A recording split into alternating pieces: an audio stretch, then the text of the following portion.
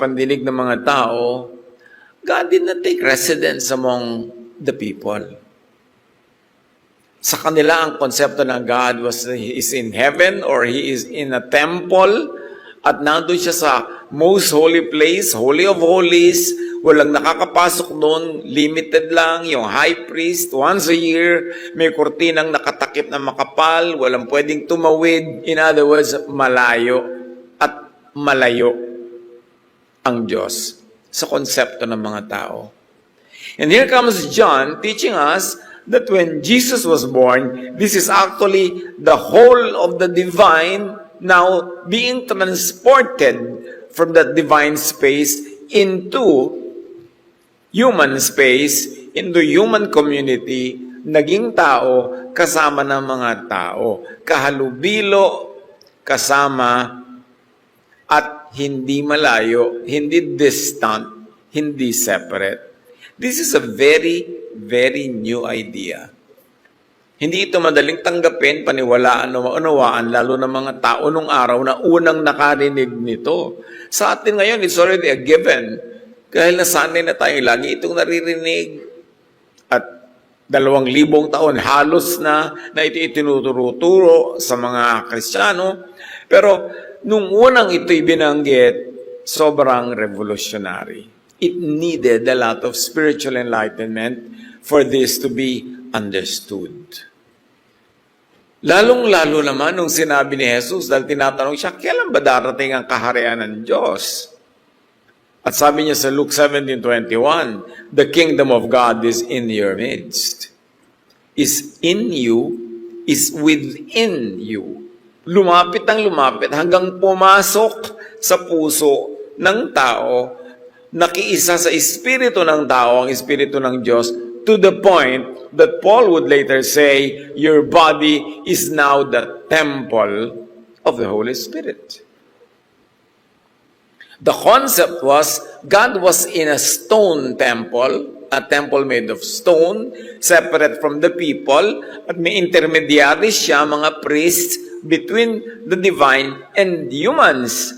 Suddenly, through the birth of Jesus, the divine becomes accessible, naaabot, naririnig, napupuntahan, nakakausap, in fact, nananahan ang espiritu ng Diyos sa puso ng mananampalataya.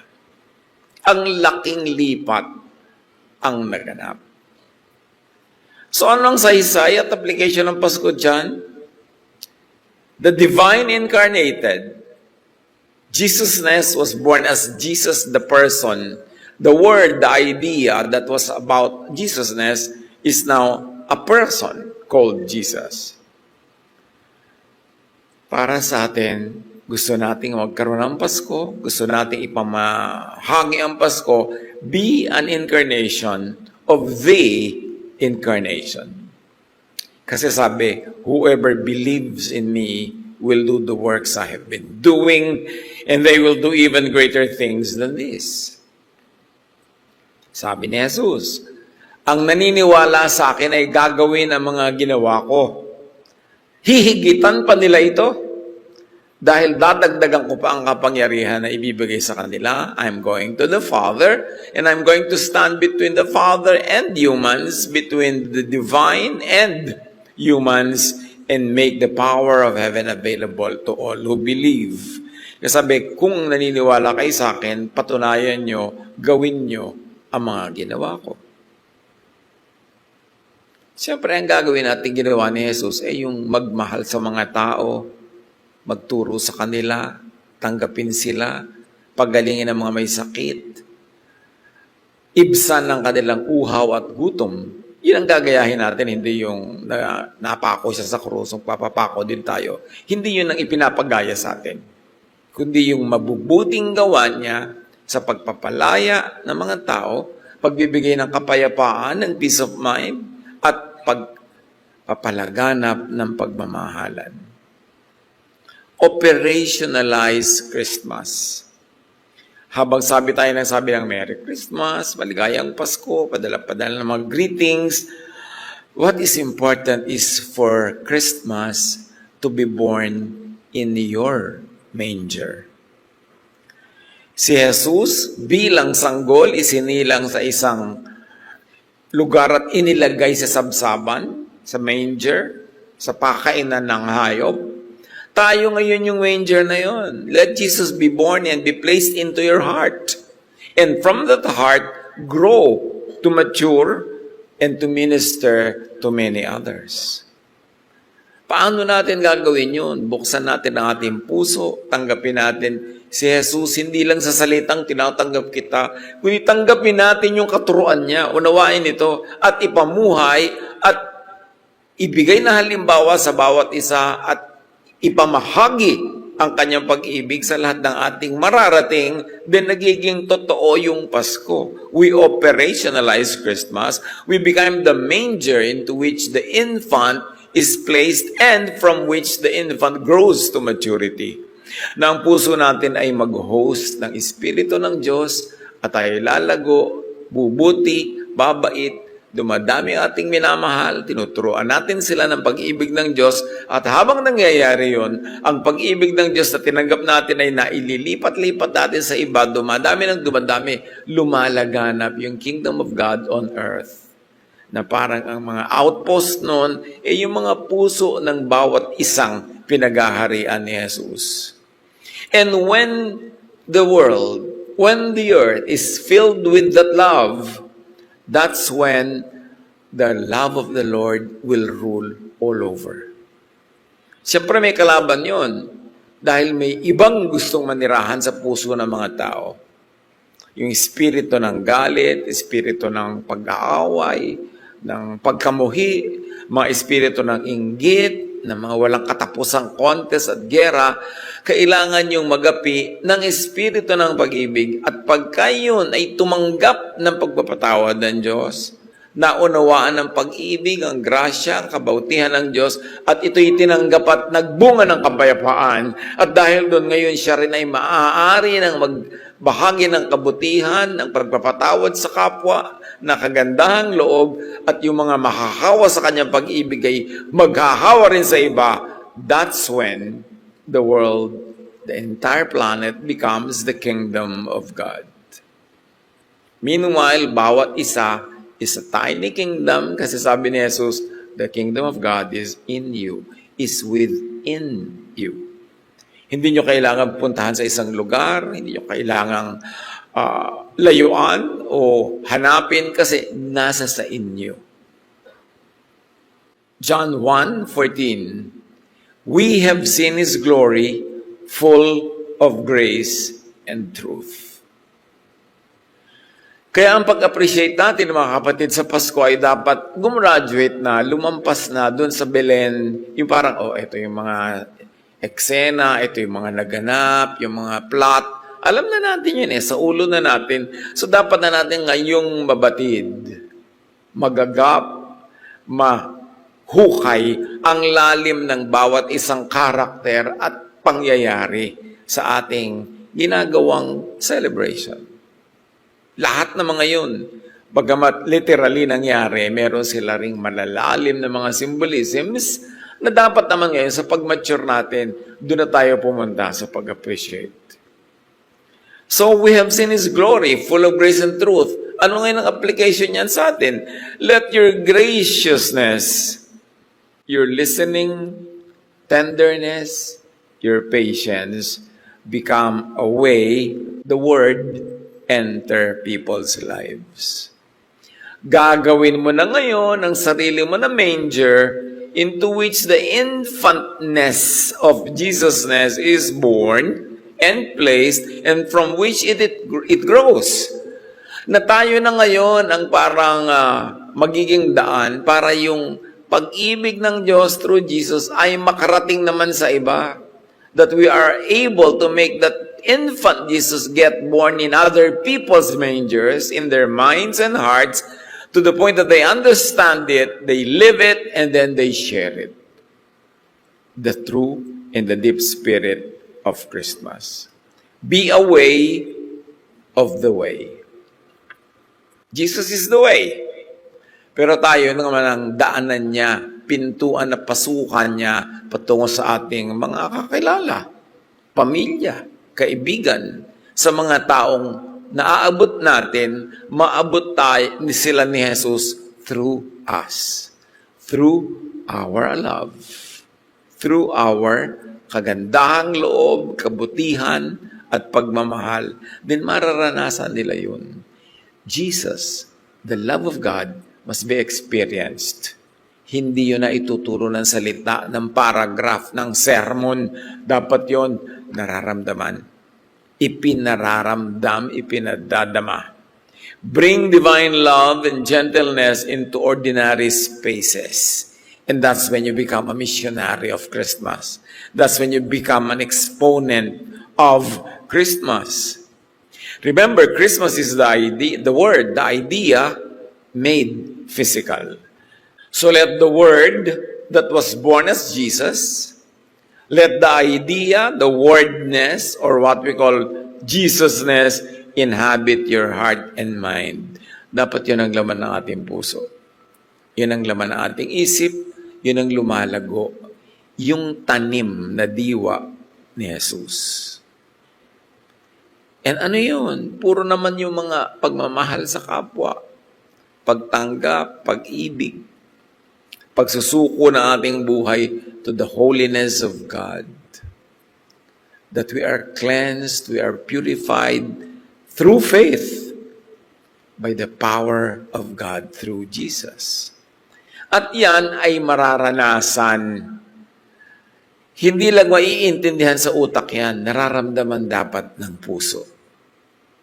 Paano malalaman ko isang tao ay tunay na ngang nakaunawa or nagsimula na makaunawa at nade-develop ang pagkaunawa?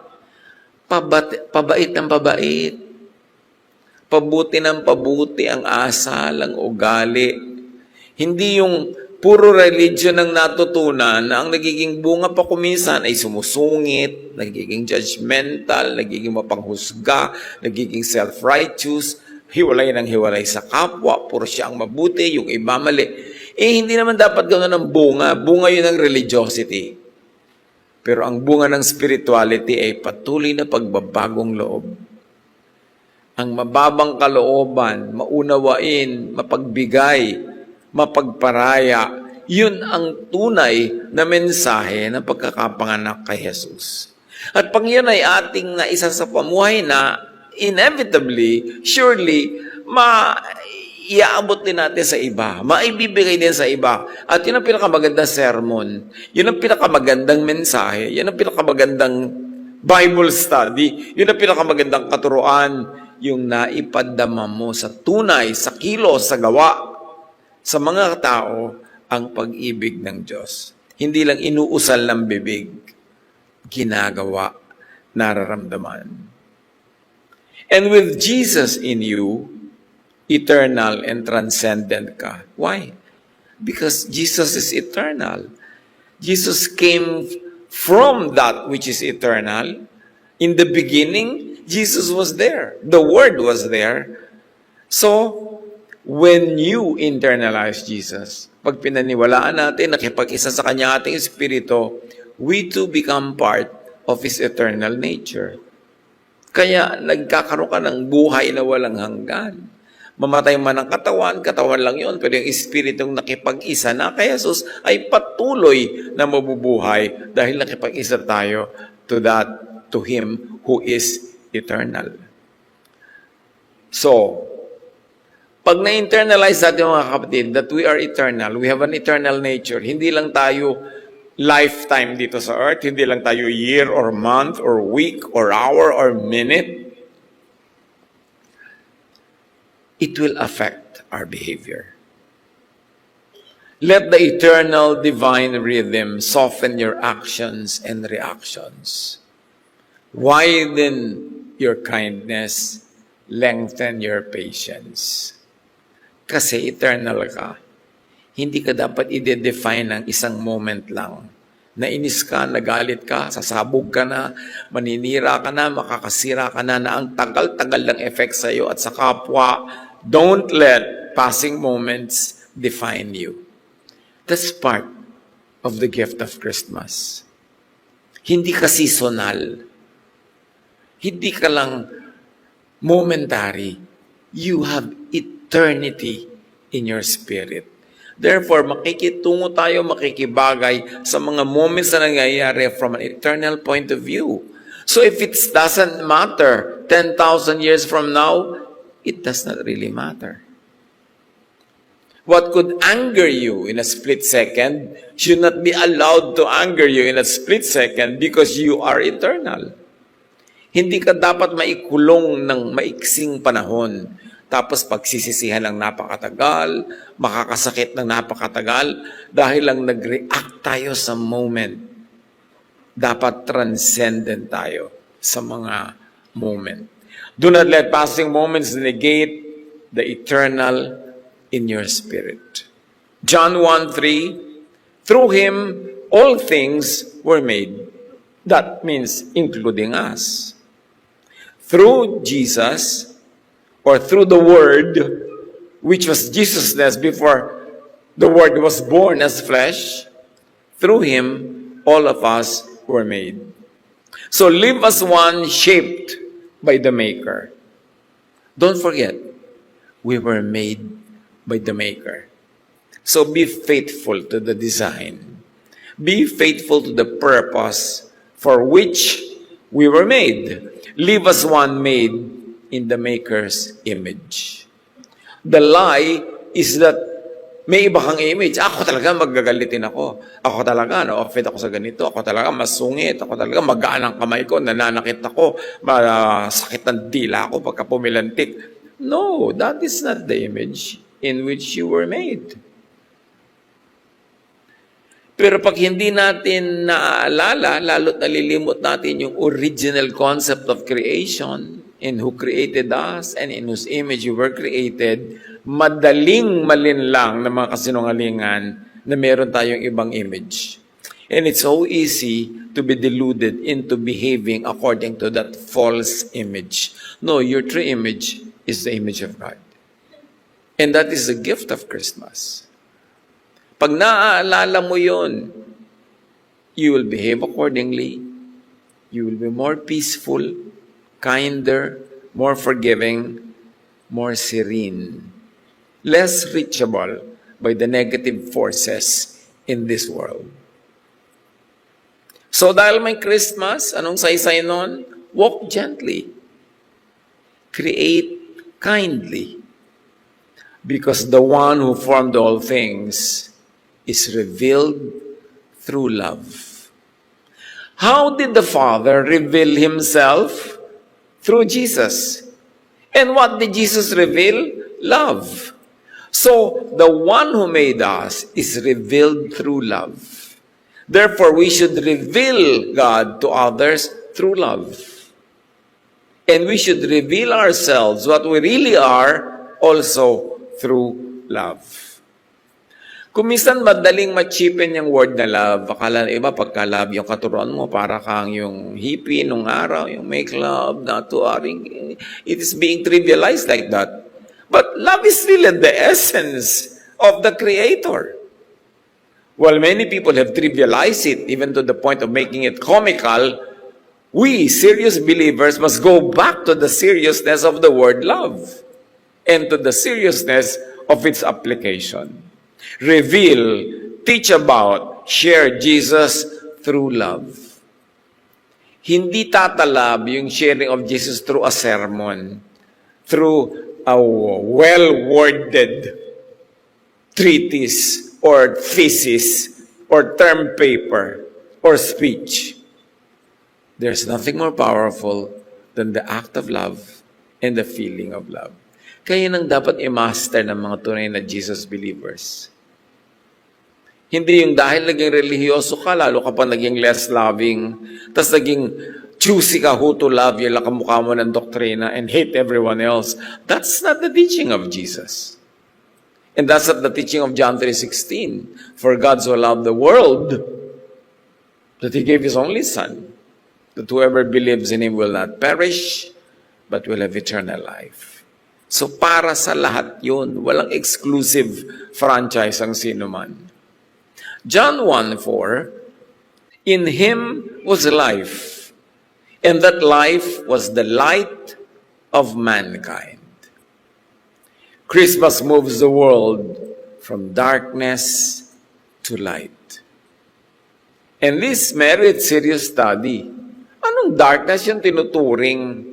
Bakit may darkness? Kaya dumating si Jesus as light kasi may darkness eh. Merong rule of darkness. At yun ang dapat natin siyasatin sa buhay natin. What is that rule? Who is that ruler? And we should be freed by the power of Jesus, by the power of love, and by the power of the light from that darkness. Hindi yung Pasko ng Pasko, taon-taon na celebrate, tapos patuloy pa rin tayo nakokontrol ng darkness. That darkness has to be defined and has to be eliminated from the life of a believer. Let this light become your way of seeing and being seen. The light of Jesus should be our way of seeing. Maraming light. Kumisan may ultraviolet light na yung mga insekto nakikita na yung flowers from a different color perspective kasi iba yung light nila. May mga light naman na blinking, nakakahilo sa mga iba. May mga light na ultraviolet. Pero let the light of Jesus be our light. And that light is the one that will guide us how to find real life, real peace, real serenity.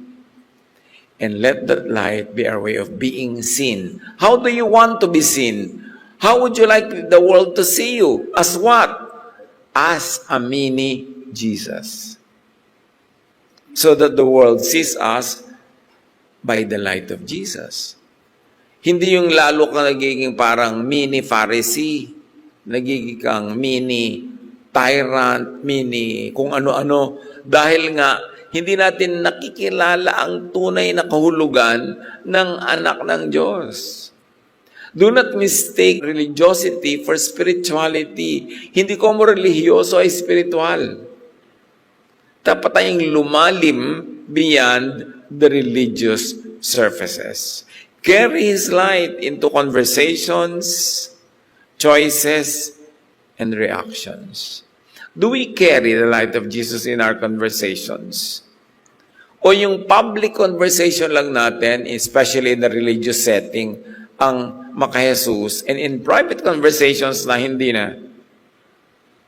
How do we converse with our families, with our friends? Dala-dala dapat yung laging dala-dala yung light of Jesus para mga tumalab. Let the Jesus light illuminate your judgment, guide your decisions, and brighten your inner mental landscape. Sa lahat, hindi lang isang compartment ng buhay, hindi lang paglinggo, hindi lang pagka-worship service, hindi lang pag may Bible study, lahat ng areas of our lives. Gagawin mong Panginoon si Jesus at gagawin mo ang paraan niya, ang ating paraan, magiging totoo ang Pasko. The reason why many people who are into very, very serious religiosity are hardly able to win people for Jesus is because religion lang yung dala-dala, hindi yung Jesusness. Yung spirito ng tahimik na pagmamahal, pag-ibig, pagtuturo, hindi ka tolerant, hindi mo kinukonsente ang mga mali, pero patuloy kang bibigay ng options for people. And because style ni Jesus ang ginagamit mo, hindi ka mapilit, hindi ka na mabraso, gentle, peaceful approach. Because at the end of the day, it is what works. Yun ang tunay na tumatalab. John 1:5, the light shines in the darkness, and the darkness has not overcome it. You, Jesus believer, are the light of the world. A town built on a hill cannot be hidden, sabi ni Jesus. Light ka, it's enough. Hindi mo kailangan makipag-away sa lahat ng darkness. Do not argue with darkness. Just shine. Let your light shine. Period. Hindi mo kailangan makipagtalo, hindi mo kailangan manalo sa bawat argumento because it is the power of truth that will win, not your oratorical skills. Kailangan lang lagi kang totoo sa Spirit ni Jesus. Yun ang mananaig. Let your presence calm tensions. Dahil na kay Jesus ka. Let your tone soften harshness. And let your choices cut or interrupt cycles of hurt. Can you imagine? What a powerful ambassador of heaven. Kung ikaw, sa bawat may tensyon, pagpasok mo, nagkakaroon ng relaxation. Sa bawat stressful situation, pag sumali ka, nagkakaroon ng resolution or nababawasan yung gulo. Yung mga sakitan, pagka sumali ka sa equation, nagiging gentler or at least nagiging loving pa. And whenever you involve yourself in any situation, you cut or interrupt cycles of hurt. Kasi alam niyo yung pananakit, nasaktan ka, mananakit ka, pinagsabihan ka, sasabi ka rin, cycles yan eh. Pero pagka ang mananampalataya pumasok sa cycle na yon, masisira yung cycle, titigil, and it will be redirected by the Jesus energy towards peace, towards serenity. Kaya ka nga ambassador ng langit. The Jesus that's in you is stronger than any confusion or chaos around you. Live by that. And you win with your quiet affection. Not with shouting, not with speeches, but by being Jesus. And most of the time, Jesus was just meek, quiet, and he just continued to love people. John 1:11, he came to his own, but his own did not receive him. So the story of Jesus, the story of Christmas, includes refusal. In fact, kapapanganak pa lang kay Jesus hindi pa may nagtatagal Gusto na siyang patayin ng marami. Refusal. Yet the mission continues. Not everyone will welcome your light, Christian, your peace, or your sincerity. But carry a quiet grace when your goodness is declined. Pagkakanoon, tumatalab na yata sa akin si Jesus, na kahit yung mga kabutihan ko binibigay, dinedecline, minamasama, hindi mo ikinakagalit, hindi ka nagagalit, at hindi ka nanggagalit, nakita mo, tumalab na nga sa akin. Naging Belen na nga ako. Naging sabsaban na ako na pinaglaga ka ng infant Jesus who grows from my heart. Ito ang magandang parameters, mga panukat ng tagumpay ng pagkilos ng Espiritu sa ating buhay na hindi ka na nambabato sa bumabato. Hindi ka na laging uudyok ang magalit at magsalita, pag napagsalitaan, gumanti. Kailangang tumalab na yun sa buhay natin kasi paulit-ulit ang celebration ng Pasko. Dapat lumalalim ang talab nito sa ating buhay. John 1:12-13, yet to all who received him, he gave the right to become children of God. Children born not of natural descent, but born of God. Christmas rebirths creation. Hindi ba nagkaroon ng creation, tapos nagkaroon ng tinatawag na fall, at nagkaroon ng death, at kung ano-ano pa? Well, Christmas is recreation, and you can call it creation too. Kasi sabi, to all who receive him, he gives the right to become children of God. Better than the creation of Genesis, kasi noong creation of Genesis, you were just born as human. But with Jesus, you become born again into the family of God. It will not be too much to extend it to say, you have been given a divine nature through your belief in Jesus. You have been made eternal because you accepted an eternal Savior. Because you accepted Jesus, the eternity of Jesus becomes yours as well. Ang ganda-ganda na ibig sabihin ng Pasko. Napakaganda na celebration na ito. Hindi marapat na maliitin o pintasan o pag-away-awayan kung kailan ang date. Yung iba, hindi daw talaga December 25. Sino ba naman talaga nagsabi yan ang exact date niyan? Kaya lang nga, kung iba pa ang gusto mong date, saan ka ngayon? February 1. Mabuti na sabay-sabay tayo sa ganito. Ang mahalaga, hindi yung date, yung halaga ng ating kinikilalang naganap na ang Diyos ay nagkatawang tao, isinilang sa ating puso. Tayo yung Belen, tayo yung sabsaban, isinilang ang anak ng Diyos sa atin. To the point that Paul would say, your body is now the temple of the Holy Spirit. Talagang isinilang sa'yo, nandyan na, kaisa mo. Hindi mo bisita, hindi mo pinupuntahan sa templo once a week or once a month or once a year dahil nasa iyo, ikaw na yung templo ng Espiritu ng Diyos. Christmas is not only the birth of Jesus, it is the rebirth of us. Tayo ang kwento. Ginawa yan sa pagmamahal ng Diyos sa atin. So John 1:12-13 brings us from receiving to becoming and to rebirth from God. Ang laking proseso yon. Christmas is the revision of the fall, the so-called fall. It's a reversal of darkness to light. It's a recall of death.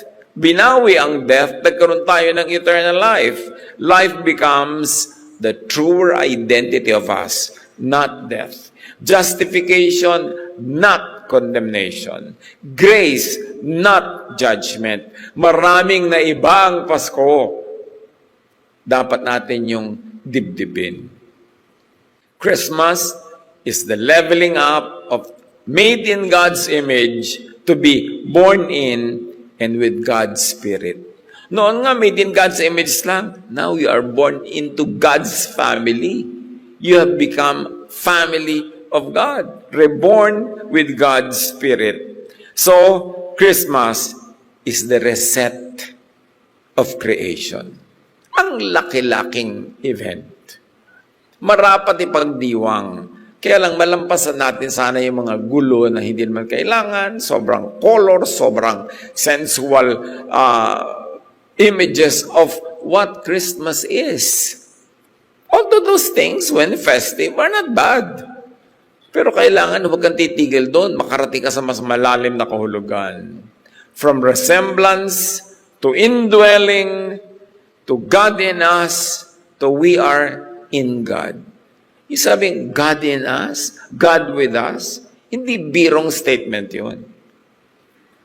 Especially when understood from the point of view ng tradition ng Israel, that God is distant, laging galit, nagpaparusa, kung ano-ano i-offer mo, hindi natutuwa pagka walang offering ng blood, yung ang dami-daming iniba ng Pasko. To the point that even Jesus would be the one to give us His life. Na-reverse ang lahat ng mga ganong sacrifices to the point that it is the Son of God who would offer the sacrifice of Himself. Born not of Genesis biology, but born of God, born by gospel recreation. Yun ang naganap sa Pasko. Madali sanang pag-usapan yung, wow, may tala na lumabas, may mga dumating na wise men, yung mga ganong klaseng kwento ng Pasko na paulit-ulit lang naman taon-taon. Pero mahalaga na lumalim na ang pag-appreciate natin ang mga kahulugan yan para mas maging matibay ang kapit ng gawa ng Espiritu sa ating buhay. The Incarnation opens the divine circle to us. Sa John 14:20, sabi ni Jesus, you are in me and I am in you. The Son of God, the Word who pre-existed, who was there before everything, who created everything and with whom everything was created, says, you are in me and I am in you. Through Jesus, we have become a part of the divine nature of the Son of God. Tapos sasabihin ni Jesus, I am in the Father, and the Father is in me. I am in my Father, and you are in me, and I am in you. John 14:20. The Father and the Son, okay, nandun sila sa circle nila eh. But through Jesus, and through our faith in Jesus, we enter Jesus. Jesus becomes one with us. We become one with Jesus. Effectively, automatically, we also become one with the Father, with whom Jesus is one. So kung merong exclusive circle ang Father and Son, and include the Holy Spirit, pumasok ang tao sa divine circle na yon through Jesus. And the door is the love of Jesus, because that love is the door to eternity. Kung hindi sa pag-ibig ng Diyos, makakapasok ba tayo dun sa circle na yon? It looks very parang, ano ba yun? Mahirap lang imaginein, parang intangible. Pag-usapan na lang natin yung mga anghel at yung mga tala. Pero dapat ka tayong lumampas na sa ganung mga symbolisms eh. Yung mas spiritual understanding. Christmas opens the divine circle of oneness. Father, Son, and believers. Can you imagine this? Through our faith in Jesus, we are ushered into divine space, into eternal time. This is awesome. And the entrance of that circle is love. The incarnation ushers inner transformation. Be transformed by the renewing of your mind. What is the relevance? Mind is thought. Thought is frequency. Thought is wave. When you change your thought, you change your frequency, you change your wave into the frequency of the divine, then you enter a divine realm. Maganda yung pag-aralan. Magandang unawain. Christmas continues inside us whenever our thinking shifts from law to grace. Kakaroon kang Pasko. Pag nanatili ka pa rin sa law at wala ka sa grace, wala ka bang Pasko? Sa idea lang, pero hindi sa tunay na buhay. Christmas continues inside us whenever our thinking shifts from fear to trust, from anger and hatred to love, from reaction to compassion, from fragmentation to coherence, from division to unity. Yun dapat ang movement. Gustong-gusto ni Jesus na tayo maging united.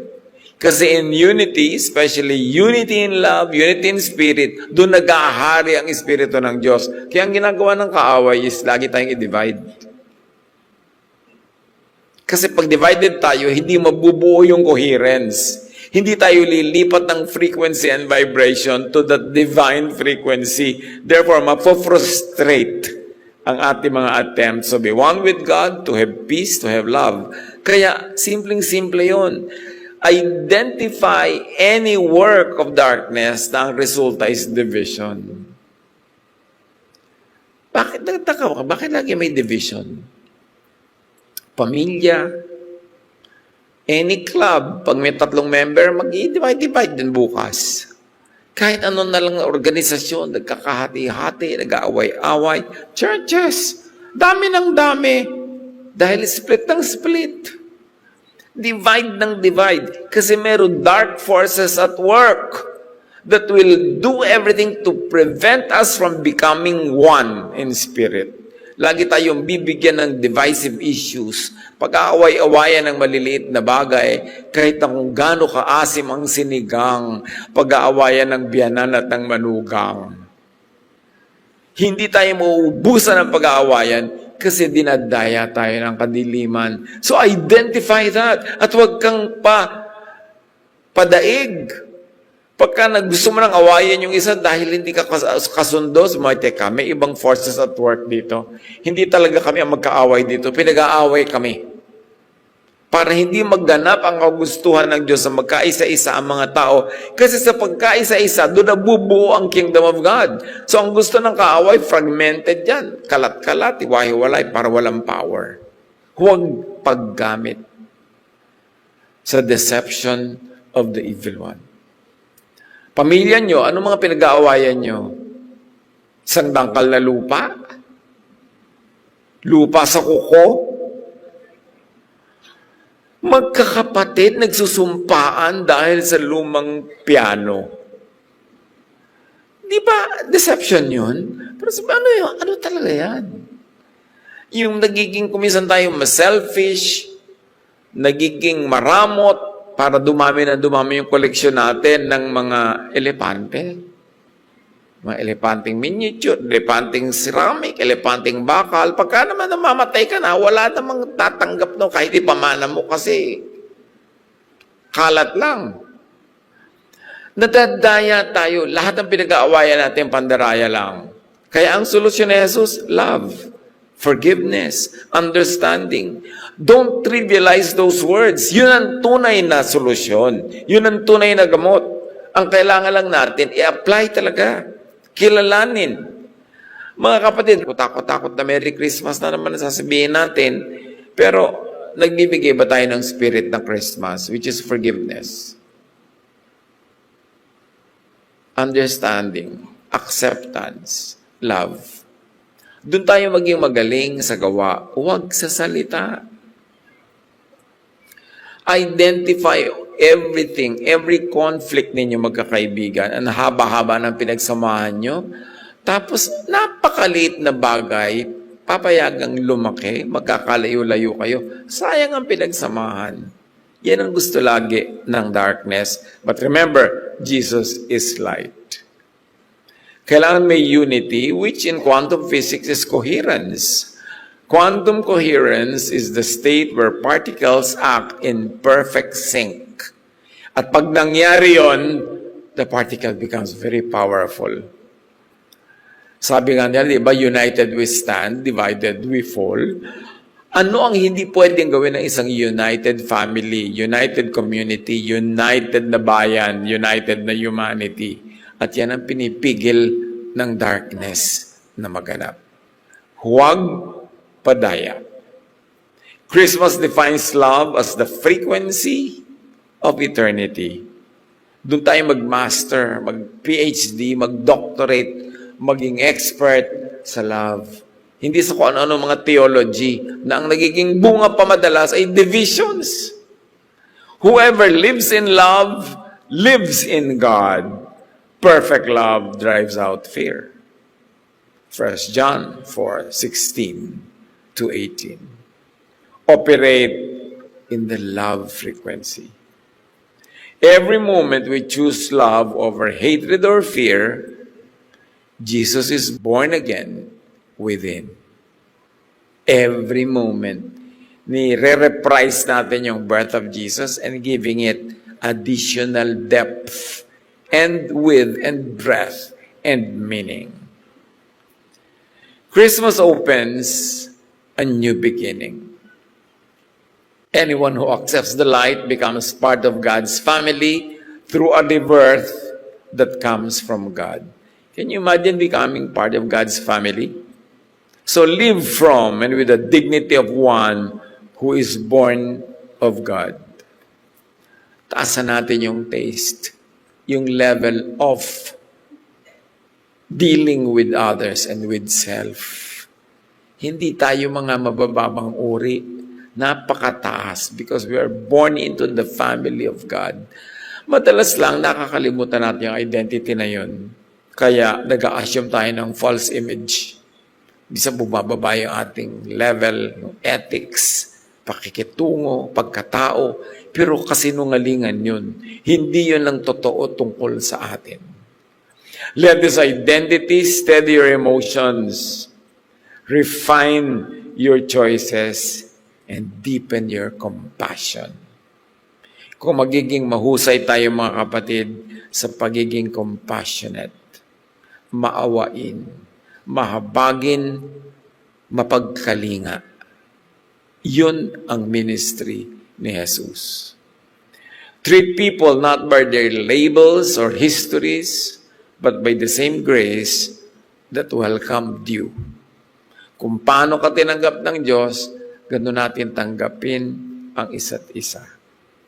Bring compassion into ordinary moments. Yung pag may pumasok sa isang eksena, biglang nagkakaroon ng angle of compassion, ng kindness, ng understanding. Ang tao kasi naman, kung anong marinig niya, madalas yun ang nakokopya niya. Pag nagagalit siya dito sa isang tao, pag may dumating na second person, sabi niya, ay, hindi naman siya gano'n, mabuti yan, baka hindi mo lang naintindihan. Naiiba ka rin eh. Pero pagka ang dumating sulsol, ginatungan ka pa. Magkagalit ka rin. Doon tayo magbantay mga kapatid. Ano ang impluensya sa atin ang nakakausap natin? So, tayo man, paano natin ini-impluensya ang kapwa? Nagagalit siya, mga kausap ka, mas nagalit ba o humupa ang loob? Nalilito siya nung nakausap ka, mas nagkaroon ba ng linaw ng pag-iisip? We walk into a room and bless it because we are children of God. Pag nadibdib natin yon, kahit hindi ka magpadala ng Christmas card o magpadala ng electronic card, daig mo pa ang bumabati ng Merry Christmas araw-araw. Bring compassion into ordinary moments, into conversations, into errands, into pauses. Nakapila ka sa butika, bilihan ng gamot ang mga tao, may napansin ka na isang parang sa surface mukhang dukha, mukhang walang kakayanin, tingin ng tingin sa kanyang reseta, at madidinig mo, ilan po ang bibili nyo kasi nakareseta dito, 16. Dalawa lang muna. Alam mo na walang pera. Eto ka na ngayon, may pera ka naman nung araw na yon. Sabi mo, bibiling ko na lang lahat yung 16 para kay nanay dito. Yan ang Pasko. Hindi ko ano-ano mga sermon at mga ipinamimigay mong pulyeto at mga babasahin at sari-sari. Yung maging totoo. Napakaraming situation sa buhay natin na pwede tayong magpamasko.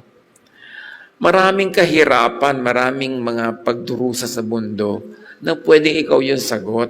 So whenever you are there in the circle, in that event, in that local, be the Jesusness. That will be the arm of God, the hand of God, the voice of God. Then you make Jesus known by your light. By the light that you emanate. Hindi naman kailangan laging mayroong financial cost yan eh. Maraming paraan. Yun lang ginalit ka, hindi ka nalang sumagot. Hindi mo pinatulan. Di Jesus na yun. Kasi wala namang galit na nanatiling matapang kung hindi mo sinasalungat o kinukontra o sinasagot. Huhupa din yan. Lumalaki lang pagka sinasagot mo pa. So be that presence. Let your presence carry gentleness instead of pressure. O, relihiyoso ka, marami kang matataas sa paniniwala tungkol sa kabanalan. But is your presence a pressure to others? Dahil nandun ka, napipilitan sila, magkunwari, dahil ikaw yung magja-judge, magagalit, magpupulis. Let your presence carry gentleness instead of pressure. Liberation instead of occupation. Rest instead of toil. Peace instead of conflict. Because you're in Jesus, let your presence carry compassion instead of callousness. Grace instead of harshness. Love instead of hatred. Napaka-doable if only we decide and will internalize the fact that we are born of God, that we are born into the family of God, that Jesus said, you are the light of the world. Christmas is God stepping into human darkness as light, opening the divine circle and initiating our rebirth. Napakasarap ipagdiwang. Whenever we welcome His love into our thinking, our feeling, and living, Christmas happens again and again inside us. And we can make it happen again and again in other people's lives. Let the light enter your dark places.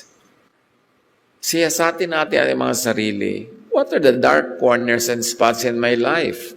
Ang tagal-tagal ko nang kay Jesus, ang tagal-tagal ko nang naniniwala. Pero may mga sulok-sulok pa rin na may naghaharing darkness. Surrender it to the light of Jesus. Not for punishment, but for restoration, for healing, for forgiveness. Replace fear energy with grace energy. Kristiyanong napakaraming fears. Hindi siguro nauubos yan, pero dapat pakonti ng pakonti. Nagagapin natin because Jesus says, do not fear. Renew your mind in Jesus' love frequency. Kasi pag nasa frequency of hatred, kahit anong marinig mo, ang result ng hatred, galit, rejection. Pero pag lumipat ka sa frequency of love, you will have the space in your heart and mind to accommodate things that you used to not be able to accommodate. It's so wonderful to experience. Live in oneness with God, with self, and with neighbor. Hindi pwedeng one week ka with God tapos kaaway mo ang buong barangay. Kasi mahal din lahat yan ng Diyos. Choose inner rebirth. Choose love. Choose Christmas daily. Panginoon, turuan niyo po kami na maging totoo, spiritual, malalim, malawak ang kahulugan ng Pasko. Pagbabago ng aming isip, ng aming puso, ang aming asal, ugali, mga gawi, upang lalong matanggap namin ng inyong grasya, upang lalo kaming bumuti, bumait, at lalo kaming magkaroon ng tinig para madinig ng iba. Not our voice but yours, not our spirit but yours, therefore the spirit of the Jesus love.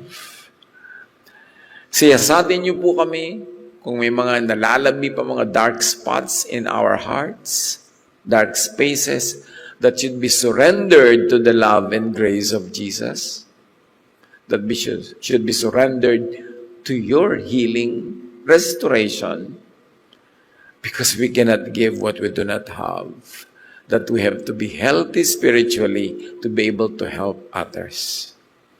Magbulay-bulay tayo mga kapatid.